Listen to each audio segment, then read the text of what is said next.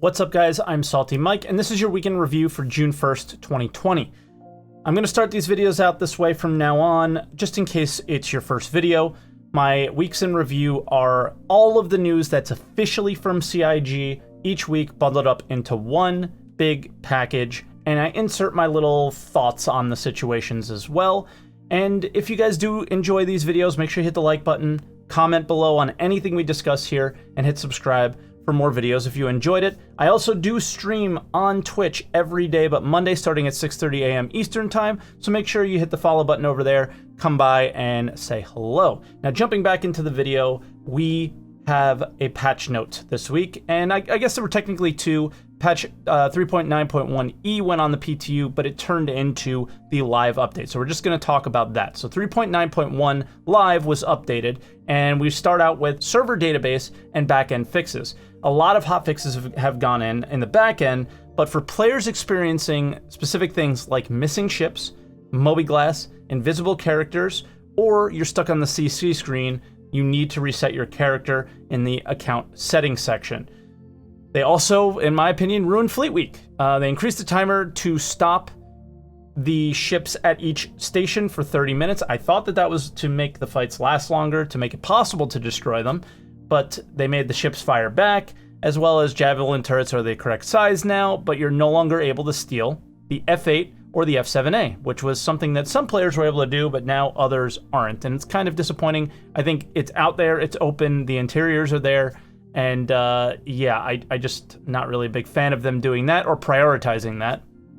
Why ruin the fun for players who were playing the game? I just don't get it. That was the one positive, and you also see members of the dev team tweeting out these events and showing how excited they were, while the dev team goes behind their backs and ties up the bugs that allowed them to happen. It just doesn't make any sense. They fixed issues with the Javelin and Idris as well to basically make them impossible to kill in that 30-minute period. So great job, CIG. I appreciate you guys prioritizing things that should never have been a priority. Then there were also some fuel changes coming into this patch. So new fuel numbers for some of the ships. Just for reference, most small ships have a capacity of 583.33. That's their fuel tank. The Terrapin and Mustang Beta went from 700 up to 950. So Terrapin and Mustang Beta are exploration ships, so their capacity is 700. They went all the way up to 950. The 300i went down from 700 to 680. The 315p went up from 700 to 830. The 85X went down a little bit to 625 from 700. And same for the Aurora LX, 700 to 625. The Pisces lost capacity. It was 785.5 down all the way to 645. So some changes going on there to make some balance between the ships in terms of their quantum travel. Moving on, we did have somewhat of a roadmap update, and roadmap roundup. We had thruster efficiency curves and aerodynamics added to the 3.10 roadmap. And they're yet again focused on how we fly in atmosphere. This should be different from what we feel in space, which hopefully is cool. Looking forward to checking it out. But maybe, just maybe, they'll shift from improving things in atmosphere to the way we deal with ships in space, which I think is the bigger problem here. So hopefully now that this is out of the way, they can shift their focus on something that I think most of the community finds more important. They're also doing a ship HUD rework, which is just updated the stuff on the card there on the roadmap, and it's just the description. So more work in upcoming patches, changing over to building blocks, more redesigns to the look, and improving some of the functionality. So all expected things there. Then we had, this was really the meat of the week for us, was the video content. And, the video content's sort of been lacking up until this week, I think, and this week is a lot. So we have a lot of clips to go through. So starting out with Inside Star Citizen, a new damage type emerges. It brings to light also 2 new weapons. So let's touch on the damage first, and they call it electron damage. Electron damage is a new energy damage type that we've got going in game, and it's comprised of several different other damage types, really. It's a little bit of energy, a little bit of distortion, and a little bit of a new damage type that we have under the hood called stun. So the damage types we've got in game at the moment, they're a little bit more straightforward, as in we've got ballistic and laser, and it's kind of like very straightforward what those things do. There's no like additional special behaviors. One of the big things about Electron is there's multiple levers we can kind of pull as designers. It's comprised of energy damage, distortion damage, and something called stun damage, which you will have seen in the new melee damage systems. All right, so a little bit of energy, a little bit of distortion, and the new one, stun, that we got from the melee system. And that led to blackouts, and these are not stun guns, they're actually lethal. So I'm more interested in what they have to say here. These two weapons are of the lethal variety of Electron, and there are many kind of aspects we can play with the multiple damage types in there that we've got, and then down the line we want to do bounty hunter weapons like tasers we've already been talking about, so completely non-lethal, it'll just knock someone out to be captured. But yeah, these two are very highly lethal, primarily like they'll be doing energy damage to people. So the non-lethal stuff I think is way cooler. I think it's going to be a lot of fun messing with people as well as using it to bounty hunt, so I'm really looking forward to that. Later on in the episode, they gave a little bit more detail on how the damage works. And then when it actually hits the target, it impacts, which is just generally GPU sparks, some steam, some electrical crackle, which is again trails, there's a mixture of textures and some distortion. Once it's fired again at another target, it creates this chain lightning effect. And then if you get shot again, it causes an electron discharge, which is like a mini pulse explosion, which does a little bit of additional damage to you and anyone near you. And then that can also, if someone else is charged near you, it will cause a chain reaction and cause them to pulse back at you as well. Which is a big wave of release of like plasma and distortion and some extra crackly electric sparks. All right, the chain lightning thing is just sick, but the pulse they mention at the end is basically like a bonus for being accurate. It seems really cool. It looks like it almost like creates a grenade without having to throw one, which I think is awesome. And let's get some more detail on the actual weapon. So they start out with the sniper rifle. The sniper rifle and the pistol are both very different in their usage. So the sniper rifle is at the kind of extreme power end of the spectrum. It fires very slowly. Despite the sniper rifle being quite a high-tech weapon, it does have a pull action for reloading, and that's so it always feels much more powerful that way because you can really see the resistance of the character pulling it back. And in addition to that, it's got the electron behavior on top of it.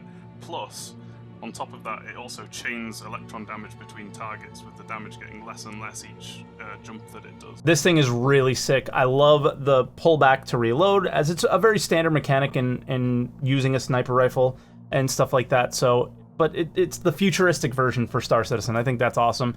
It's also important to note on how the chain damage worked. So the fact that you can stun and damage characters nearby makes this not your traditional sniper rifle, so I doubt it'll be as powerful as ballistic or laser versions because it's more of like an AoE effect. Then they moved on to the pistol, which fires obviously a lot faster than the sniper rifle, but it is weaker. But what that does mean is if you do shoot someone, you can shoot them quickly twice in succession. It makes it a lot more exciting to use and wield. Just the reload animation alone, getting that to work as well is a challenge, but I think it's really worth it for how you get to like whip it out and you have to take it out. It's a bit like a flare gun. Personally, this isn't as exciting, but they are portraying here that when you do stun somebody, that there's this massive sway that the NPCs are doing. I imagine it's not going to be that ridiculous, but I hope that the stun damage, if you are hitting characters with this lightning, that maybe their aim is a little bit punched and knocked off, a bit more than your average. Moving on, we have the first discussion of the player trading app, the much anticipated player trading app. Up until now, we've had the service beacons, which are a system that allows players to say, I need a service performed, and I'm willing to pay this amount of money for it. And anybody could accept them. It was more of a grand Craigslist call kind of situation. As with many other features, we're going to be developing this over time and rolling it out in stages. For what we call the Tier 0, the first release that's going to come out, we're going to allow players to gift each other currency, in this case Alpha UEC and merit. This will be a one-way send. There will not be any kind of handshake process, and it will be limited exclusively to currency. This is really exciting for me, as it's such a chore when we go mining together. This week on Saturday we made 1.2 million credits as a group, and it was kind of a pain in the ass to spread the money around, right? So next, they touch on why they're only doing currency for right now. The reason we're starting with this, and it seems very simple, really, but this is the first time that we're really in Star Citizen having ownership of something transfer from one player to another player. And so we need to start with something very simple and very easy to track. Currency is that thing. That way we can make sure that there aren't any hitches, any exploits, all those things, kind of iron out any of the flaws before we roll into more complicated things. The way that players will be interacting with this, they'll bring up a Mobiglass app. It'll be one of the first new Mobiglass apps that we're going to be implementing in a while, and it's going to use our new building blocks technology, which is pretty exciting. And it's going to allow you to essentially select a player from any player, whether they're on your server, on a different server, whether they're offline, online, and via name search, similar to how we do friends list searching. And you'll be able to select them and then type in an amount of merit or AUC that you want to send them and hit send, and there will be a confirmation process, of course, and then they will get a notification that your gift has arrived. You will get one that they have received it, and there we go. Now, personally, I think it's fine that they're only doing currency for now, and how it really works is kind of cool, but the thing that, I don't know if you noticed there, a lot of people noticed, what's up with the taxes, man? Like, really? Okay, that's interesting. But there obviously needs to be more than this. So let's hear what they have to say for what's coming in future iterations. So as we move from Tier 0 to future tiers, we're going to be implementing a few additional features. The first thing is a two-way trade rather than simply sending a gift. When we do that, what we will allow is for players to actually open an active trade interface in between players where they can almost barter. You can put up a few items on one side of the screen and see what the other person is putting up on their side of the screen, and you'll be able to see and trade and basically debate what you want to send them. And that is to allow the other player to essentially say, no, I don't want this, or yes, I do want that, or please give me more of this. The next step with that, of course, since we're still at currency at that stage, is to add items. When we say items, that could be ships, that could be commodities, that could be guns, that could be all kinds of things. And that next step is, of course, a pretty massive layer of complexity, which is why we've kind of stripped it out of the earlier bits. And then finally, and this is a very important bit, up until now, when we've been doing these trades and sending ownership, if it was currency, it didn't have a physical location. And up until this point, if it was a commodity or something physical, it was going to basically stay where it was. We, in a later iteration, will allow players to place their goods in the cargo decks that you may have been hearing about elsewhere. And when you place them in these publicly accessible spaces and put them up for trade and put them to trade with other players, that will allow them to be then shipped to other places. We actually hope to integrate this very thoroughly with the shipping gameplay that is so core to Star Citizen. All right, this all sounds nice and great. Proper trading window is really cool, as it's traditional in many MMOs, but how complex they explain the ownership thing would be, I'm not super confident we're going to get this anytime soon. And the cargo deck stuff also seems really neat, as haulers can facilitate trades, but I think that this is way down the line stuff. But for now, I'm pleased with just the fact that we can send money to each other, and it should work pretty easily. Then we had a calling all devs that was specifically focused on Salvage. So let's have them basically describe what Salvage is to them. We really break it down into 4 different types. So there's hull scraping, which would be actually removing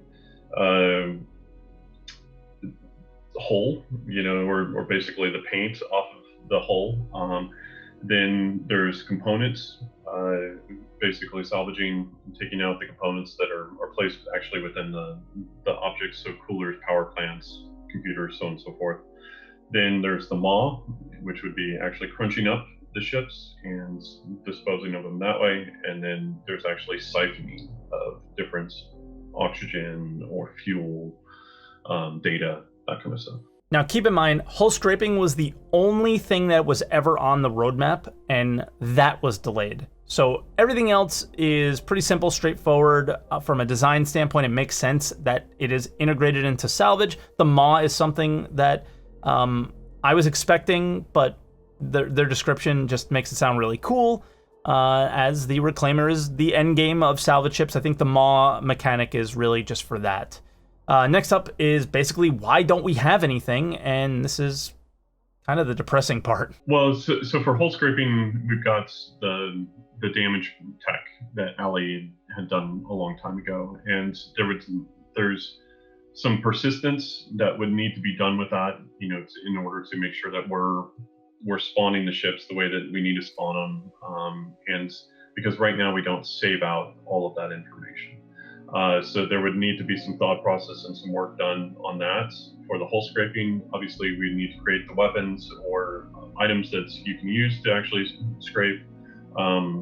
And then for component retrieval, it's actually getting the items in, getting them placed within ships, getting power running, getting pipes working the way that we need it to work, so that so you can take it out of ships, but at the same time, when you're actually in the ship, you have the multi-crew gameplay of actually removing those items or switching them out on the fly if you're flying around or even if you're in battle. The maw, that one to me is going to be based off of the way that we break up our ships anyways, and kind of then figuring out, do we need to have smaller detonators on those to blow up those things and then create different shards, or there just needs to be some real thought gone into the maw and how we're going to crunch things up and get that. And then siphoning, it's basically at that point in time making sure the room system's working the way that we need it to work, so that we can actually pull things out. Making sure that we can actually put things in too, so like getting our life support working the way that we need it to work. For the fuel and those tanks, it's basically just making sure that we have a entry point so that we can actually pull things out. Okay. And I understand a couple of things are actually being worked on right now. The we've talked about the conversion to the physicalized components and everything before, and we're going to talk to John Crew after you about where that's at and how that's going. All of these things mentioning still need to be discussed, or there needs to be some real thought on those. It's why were they on the roadmap in the first place then, if we aren't doing that thought process? It's just kind of the same old song and dance, and this is where my expectations, my extremely low expectations, were met for this episode. This is mostly what I expected, is we're working on the underlying tech to make XYZ work. I mean, that's just the theme of Star Citizen in 2020. So my expectations were really met there, but let's touch on some of those tech. So where are the physicalized components? So scheduled for next quarter, the vehicle tech team are going to be working on a way to place those items physically inside the object containers of the ships, and then they will all automatically link up to all the external systems we need. And that will allow us and allow you to change your items inside the ship, see them visually change, and actually all be hooked up, which is, of course, a precursor to salvaging, because you need to salvage stuff that is inside the ships. It's pretty exciting that this work is planned for next quarter, but we've not heard how long that will take. Like, sometimes it's a couple weeks for some of these sprint things, but I imagine this is going to be quite long, and maybe we'll see an update on ISC on it, like in the sprint report, but we'll just have to see. The pipe system is also kind of what makes the components work, and they want to make this to make salvage important, so let's hear more about it. Yeah, it's definitely more than just power. So when we started building our ships and building our environments, we started building with what we call the pipe system. And this system, while it did its job pretty well, it's already a bit old, and we're only using it right now for limited things. What we're trying to build is a system that encompasses all the resource generation and how you control items. And so when we're talking resource generation, I'm talking power, I'm talking CPU, I'm talking fuel, I'm talking coolant, I'm talking any type of other resource that we'll have in the future, ammo and all this stuff. So we're trying to build stuff in one component that rules them all. There's like any item will have that component and knows how to use any resource it needs and how to generate other resources that other items might need, or transfer them from one resource to another and generate heat and all this stuff. So it's all going to be built into one place rather than having multiple different systems that handle it differently. So it keeps stuff cleaner. It allows us to work faster. And at the same time, we're going to try to make this work a lot better with what you see is what you get editor, so people can actually link all of these connections for resources in the actual visual editor of the ship, rather than making it into a dry XML database somewhere or in a data tool, which is very hard to imagine how the thing will actually function. So all of this stuff is gonna be made in the editor, is gonna speed up production for ships. And obviously the ships are gonna start becoming way more alive, because now once let's say you don't have fuel, you can't generate power, and you don't have power, you don't have CPU, you can't generate shields. So all of these things are just, you're gonna start having cascade failures, and you're gonna have to run there, repair the item, turn it back online, or route power through a different relay nodes. So all of this stuff is pretty much going to bring the game alive. It's going to make the engineer profession be a valuable thing on the ship. So without an engineer, how we call it is, if you don't have a good engineer on your ship, you pretty much, it doesn't matter how good your ship is, you're going to have issues. Okay, all this is really cool from a Star Citizen standpoint, but I really don't get how it is so involved as a salvage thing. Even with their explanation, it really seems like they are telling us that, yeah, the salvage thing, that's not as important. We're kind of focused on the whole engineer role now, and we're deprioritizing salvage and we're prioritizing engineers. Okay, cool, guys. All right, sound good. That's what it feels like to me. And most importantly, it shows that hull scraping wasn't good enough, and that's probably why it came off the roadmap. It does seem kind of boring, very similar to mining, so they wanted to add that extra element of maybe the physicalized components, and they've been working on that for quite some time.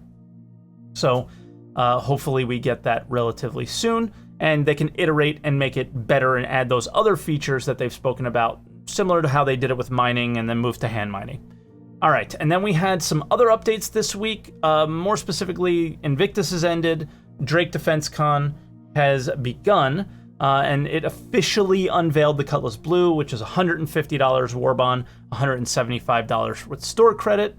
There were some limited ships for sale as well. The Corsair, which was $215. The Vulture, $140. The Kraken was $1,400. That is also sold out. That was for cash, and $1,650 for store credit. The Privateer sold out as well, $1,700 and $2,000 respectively. And then there was some very large packages that were $4,100 and $4,600 respectively. There was also some Drake merch on the website as well, physical merch that you can buy and wear.